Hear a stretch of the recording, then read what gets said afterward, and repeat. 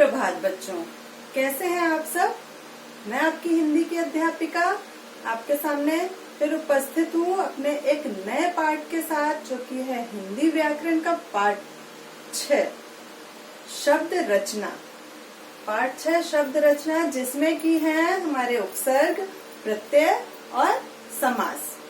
आपने अपना जो पाठ्यक्रम देखा है हिंदी का, हिंदी भाषा का मतलब हिंदी लैंग्वेज का, उसमें आपके शब्द रचना में सिर्फ उपसर्ग और प्रत्यय ये आएंगे आपके आवधिक परीक्षा 1 में।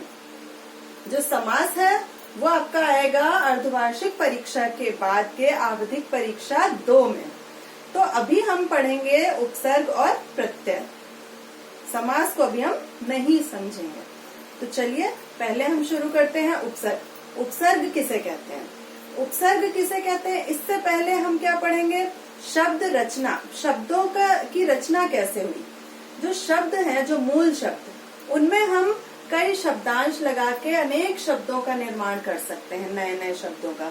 तो इससे ये समझ आता है, जैसे कि शुद्ध, शुद्ध में हमने अ लगा दिया तो अशुद्ध, शुद्ध में हमने पन लगा दिया या ता प्रत्यय तो शुद्ध ता, ठीक है ना। तो ऐसे हमने और अलग अलग शब्द बन जाते हैं।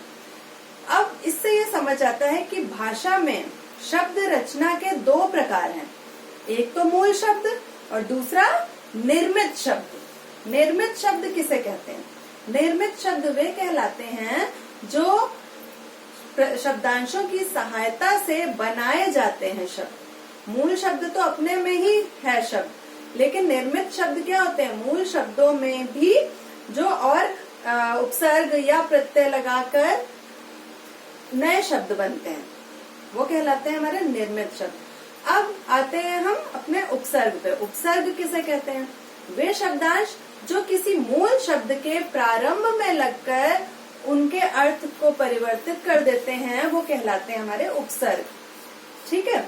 जैसे अगर हम उपसर्ग की बात करें तो अगर हम कहें कि सम उपसर्ग, तो सम जमा पूर्ण, तो इसको हम क्या बोलेंगे, संपूर्ण, ठीक है।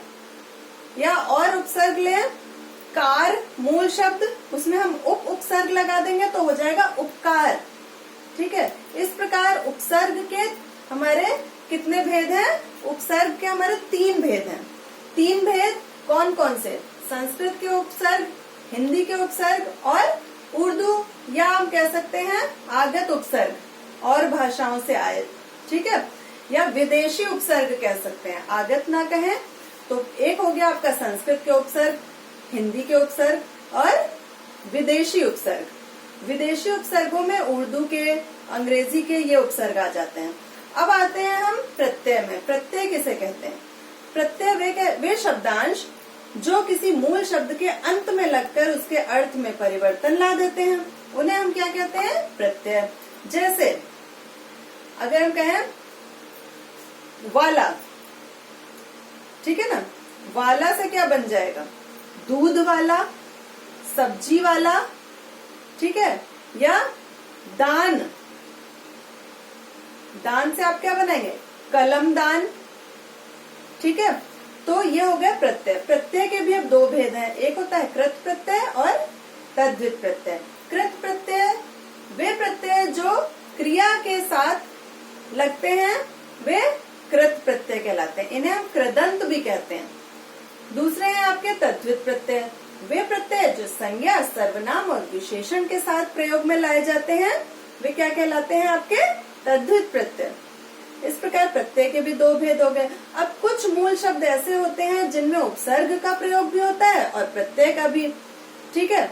जैसे हम कहें उपयोगिता, उपयोगिता, उपसर्ग भी लग गया, इता प्रत्यय भी लग गया, योग मूल शब्द हो गया, तो उपयोगिता। जैसे स्वतंत्रता, स्व उपसर्ग और ता उपसर्ग और तंत्र मूल शब्द, तो ये क्या हो गया, उपसर्ग और प्रत्यय दोनों के साथ बनाया गया शब्द। तो अब हम अपने जो हमारी हिंदी व्याकरण की पुस्तक है उससे हम थोड़ा सा पढ़ेंगे, समझेंगे। तो चलिए हम लोग पुस्तक से इसका अध्ययन करते हैं। ठीक है, चलिए फिर अब हम पुस्तक से पढ़ेंगे। हाँ, ये है आपका पाठ 6, शब्द रचना, उपसर्ग, प्रत्यय और समास, जिसमें कि हम उपसर्ग और प्रत्यय पढ़ेंगे। ठीक है, अब देखिए, आपने शब्द विचार में शब्दों के विषय में पढ़ा। तत्पश्चात शब्द भंडार में अनेक प्रकार के शब्दों से आप परिचित हुए, परंतु फिर भी आपके मन में प्रश्न उठता होगा कि सीमित वर्णों से आखिर इतने शब्द बनते हैं कैसे हैं। तो शब्दों की रचना का भी अपना एक तरीका है। कुछ मूल शब्द होते हैं, उन्हीं में हम कुछ शब्दांशों को मूल शब्दों के साथ जोड़कर एक अनेक नए शब्द बना लेते हैं। जैसे धर्म शब्द है, इसमें अब देखिए क्या क्या उपसर्ग और प्रत्यय हम लगा सकते हैं। अधर्म, ठीक है, ये नहीं होगा यहाँ, तो अधर्म। धर्म जमा इक, धार्मिक। देखिए यहाँ अ उपसर्ग था, यहाँ इक प्रत्यय लग गया। धर्म में ई प्रत्यय लग के धर्मी बन गया।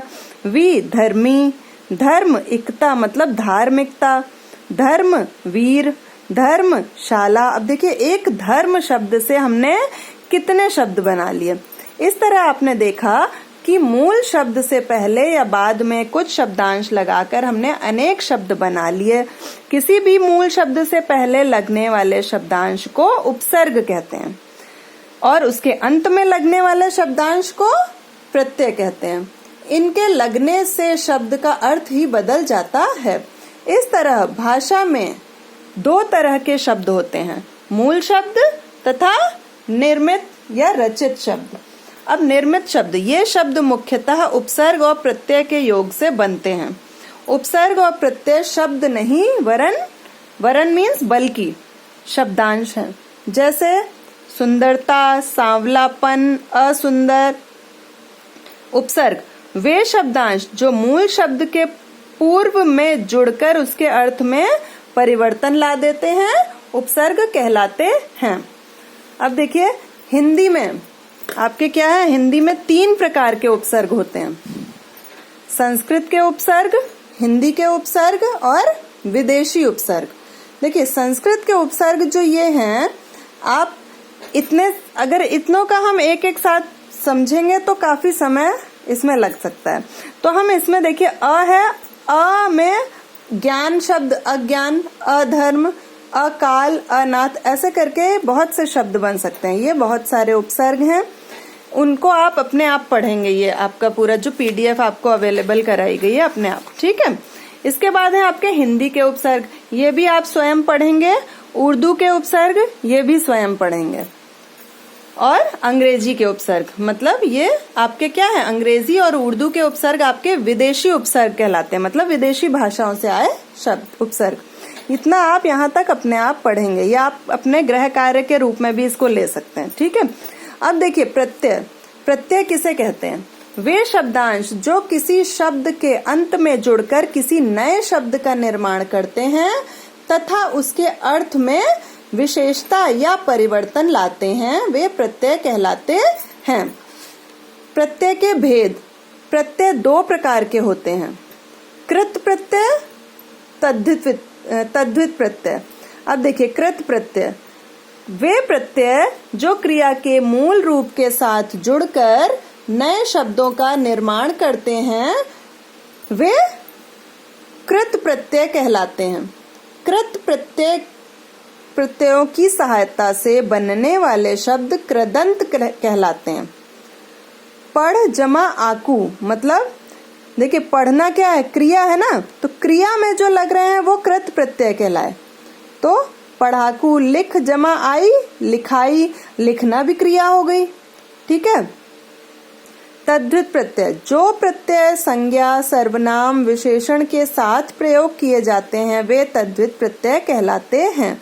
जैसे मूर्ख जमा ता, मूर्खता। खिलौने जमा वाला, खिलौने वाला। इन प्रत्ययों के मिले जुले रूपों के कुछ उदाहरण, ये मिले जुले प्रत्यय हैं, कुछ कृत होंगे कुछ तद्धित होंगे, तो ये उदाहरण है, इनको भी आप स्वयं ही पढ़ेंगे। फिर आपके यहाँ पे भी वही हैं मिले जुले प्रत्यय सारे। फिर आता है आपका उपसर्ग और प्रत्यय दोनों के प्रयोग से बने शब्द। देखिए मूल शब्द ये है, उपसर्ग ये है, प्रत्यय ये है। जैसे जय मूल शब्द है, उसमें वी, तो विजय, और प्रत्यय लगा दिया ई, तो विजयी बन गया शब्द। ठीक है, विजयी बन गया। देखिए ठीक। अब मूल शब्द है आपका अधीन और उपसर्ग है आपका परा, तो पराधीन, प्रत्यय ता, तो पराधीनता। ठीक है, ऐसे ही आप ये पढ़ेंगे। फिर दो प्रत्ययों का एक साथ प्रयोग। यहाँ तो आपके उपसर्ग और प्रत्यय से बना शब्द है।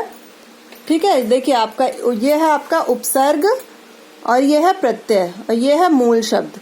ये मूल शब्द में हम उपसर्ग प्रत्यय के प्रयोग से ये शब्द पढ़ेंगे। इसके बाद आता है आपका दो प्रत्ययों का एक साथ प्रयोग, मतलब एक मूल शब्द में दो प्रत्यय कैसे लग सकते हैं। देखो बुद्धि मूल शब्द है, मान प्रत्यय बुद्धिमान, और एक ई प्रत्यय भी लगा दें तो बुद्धिमानी। ठीक। अब रिश्वत खोर, रिश्वतखोर, और ई रिश्वतखोरी। तो ये दो एक मूल शब्द में दो प्रत्यय कैसे प्रयोग हो रहे हैं वो ये भी आप स्वयं पढ़ेंगे। इस प्रकार आपका यहाँ पे प्रत्यय तक खत्म हो गया है, उपसर्ग और प्रत्यय। पीछे अब आपका समास शुरू हो रहा है। समास को हम नहीं पढ़ेंगे, वो हम अपने PT2 अर्थात आवधिक परीक्षा 2 में पढ़ेंगे।